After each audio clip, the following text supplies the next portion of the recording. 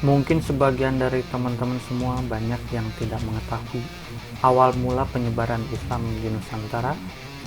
Ada beberapa teori dari para ahli. Setidaknya ada 5 teori besar yang mengungkap penyebaran Islam di Nusantara. Saksikan video ini sampai habis.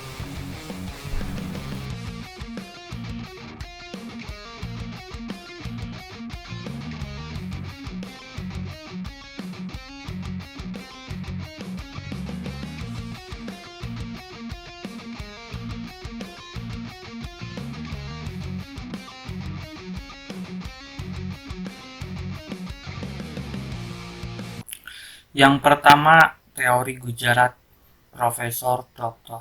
C. Snowhawke. Hanya karena teori penulisan Barat, sejarah Islam Indonesia mengikuti hasil penulisan sarjana Barat. Teori Profesor Dr. Snowhawke menyatakan Islam tidak mungkin masuk ke Nusantara langsung dari Jazirah Arab tanpa melalui ajaran tasawuf yang berkembang di India. Daerah India tersebut adalah Gujarat. Daerah pertama yang dimasuki adalah Kesultanan Samudra Pasai. Waktunya abad ke-13. Snok tidak menjelaskan antara masuk dan berkembangnya Islam. Juga tidak dijelaskan mazhab yang berkembang di Gujarat itu mazhab apa. Dan di Samudra Pasai berkembang mazhab apa. Mungkinkah begitu masuk Islam langsung mendirikan kekuasaan politik? Coba teman-teman jawab di kolom komentar. Kedua adalah teori Mekah dari Profesor Dr. Buya Hamka. Profesor Dr. Buya Hamka pada seminar di Medan tahun 1963 lebih menggunakan fakta yang diangkat berita Cina dinasti Tang. Adapun masuknya Islam ke Nusantara itu pada abad ke-7 Masehi. Dalam berita Cina tersebut menuturkan ditemukannya daerah hunian wirausahawan Arab Islam di pantai barat Sumatera, maka disimpulkan Islam masuk dari daerah asalnya, yaitu Arab. Sedangkan Samudra Pasai yang berdiri pada tahun 1275 Masehi atau abad ke-13 itu bukan awal masuknya Islam, tapi berkembangnya kekuasaan politik Islam. Yang ketiga, teori Persia, Profesor Dr. Hussein Jayadiningrat mengatakan Islam masuk dari Persia dan bermadhab Syiah. Hal ini didasarkan pada sistem baca atau sistem mengeja huruf Al-Quran, terutama di Jawa Barat, seperti kalau ejaan Arab Fathah, sedangkan di Persia itu Jabar, di Arab Kasroh, dan di Persia JR, di Arab Domah, dan di Persia PS. Teori ini dinilai lemah karena tidak semua pengguna sistem baca huruf Al-Quran tersebut di Persia menganut madhab Syiah. Saat Baghdad sebagai ibu kota Abbasiyah, tapi dinasti itu menganut Ahlus Sunnah wal Jamaah, bukannya menganut madhab Syiah. Padahal Baghdad termasuk wilayah bekas Persia. Begitu pula di Jawa Barat, walau ejaannya mirip dengan Persia, tapi madhab yang dianut masyarakat Jawa Barat adalah Ahlus Sunnah wal Jamaah, bukan Syiah.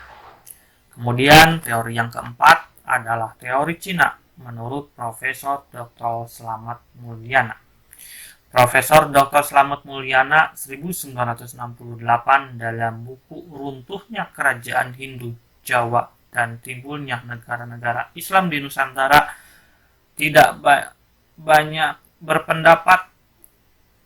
berpendapat Sultan Demak adalah seorang peranakan Cina, namun juga menyimpulkan bahwa para wali Songo adalah orang peranakan Cina. Pendapat ini berdasarkan kronik Kelenteng Sampokong. Misal, Sultan Fatah Demak dalam kronik Kelenteng Sampokong bernama Panembahan Jinbun. Nama Cinanya Arya Damar, pengasuh Panembahan Jinbun waktu di Palembang, bernama Cina Suang Liang. Sultan Trenggono disebut dengan nama Cina Tungkalo, sedangkan para wali seperti Sunan Ampel dengan nama Cina Bong Suihu, Sunan Gunung Jati dengan nama Cina Toh Abo. Sebenarnya, menurut budaya Cina, dalam penulisan sejarah, nama tempat yang bukan negeri Cina dan nama orang yang bukan bangsa Cina juga dicinakan penulisannya. Kelima, teori maritim N.A. Balok. Menurut sejarawan Pakistan, N.A. Balok masuk dan berkembangnya wirausahawan Muslim dalam penguasaan maritim dan pasar. Melalui aktivitas ini, ajaran Islam mulai dikenalkan di sepanjang jalan laut niaga, pantai tempat persinggahan pada masa abad ke-1 Hijriah atau abad ke-7 Masehi. Oleh karena itu, langkah awal sejarahnya, ajaran Islam dikenalkan di pantai Nusantara hingga Cina Utara oleh para wirausahawan Arab. Dijelaskan awal waktu abad ke-1 Hijriah atau abad ke-7 Masehi. Langkah berikutnya, N.A. Balok menjelaskan, mulai abad ke-7 Hijriah atau abad ke-13 Masehi, terjadi pengembangan Islam hingga ke pedalaman. Pada periode ini, pengembangan agama Islam ke pedalaman diambil alih oleh para wirausahawan pribumi. Dari kelima teori di atas yang sesuai dengan fakta di lapangan, menurut Kang Idad adalah teori kedua, yaitu teori Profesor Dr. Buya Hamka, dan teori yang kelima yaitu teori maritim N.A. Balok yang sesuai dengan fakta di lapangan. Islam di Nusantara bermadhab Ahlus Sunnah wal Jamaah, sama seperti di tempat asalnya. Ditemukan tempat tinggal orang Arab Muslim dan keturunannya di pesisir pantai, bukannya seperti yang dijelaskan oleh teori Snodgrass. Jika betul dari Gujarat, maka seharusnya Islam di Nusantara bermadhab Syiah, karena pada waktu itu di Gujarat berkembang madhab Syiah. Kemudian seharusnya ditemukan juga banyak tempat tinggal orang-orang Gujarat di Nusantara dan kultur budaya yang sama dengan budaya Gujarat, termasuk gaya penulisannya. Tetapi ini sebaliknya, kultur dan budaya lebih banyak dari Jazirah Arab.